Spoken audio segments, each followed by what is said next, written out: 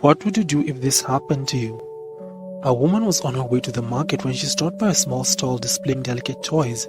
She immediately spotted a doll that she knew her young daughter would like and bought it. After getting the doll, the woman's daughter was thrilled and the doll instantly became her companion, with her taking it everywhere. One day, however, the woman's daughter fell sick and before long she passed away. After her daughter's burial, the woman became severely depressed and she turned to the only thing that reminded her of her daughter, the little doll. She soon began treating the doll like her child, combing its hair, dressing it, and even talking to it. She began noticing that the doll's hair was growing longer and thicker, similar to her daughter's hair. Feeling super creeped out, she threw the doll away. But that night, as she was headed to sleep, she saw the doll floating in the middle of her room, on its face a sinister smile. The doll, now alive, said, "I am back, Mommy. Will you keep me forever?" It was a peaceful summer afternoon and a young boy was riding his bike along a narrow empty road when he suddenly noticed a strange figure standing by the roadside. The figure was a very tall woman with long dark hair hanging over her face and a large white hat. Her skin was also very pale and she stood perfectly still watching him. Feeling creeped out, the boy rode past her quickly and went home. That night, he told his parents about the woman and his parents immediately began closing all the doors and windows.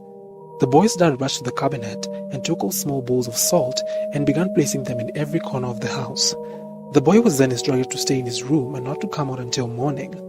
As he was sleeping, he heard the voice of his dad telling him to open the door. Thinking that it was his dad, the boy opened the door to his room. When his parents checked on him the next day, they found the room empty and all the bowls of salt were scattered across the floor. The boy was never seen again. A man was taking a road trip when he decided to spend the night at a hotel. After getting his key from the reception, he headed to his room and as he was walking down the hallway, he heard weird crying sounds coming from behind one of the doors in the corridor. He stopped at the door where the crying was coming from and he looked through the keyhole. Inside the room, he saw an old woman standing at the center of the room sobbing silently. He asked if she needed any help, but the woman didn't answer. He asked again, but she still didn't answer. Feeling too tired, the man gave up and headed to his room. The next morning, as he was walking down the hallway, heading to the reception, he stopped by the door again, but this time it was silent.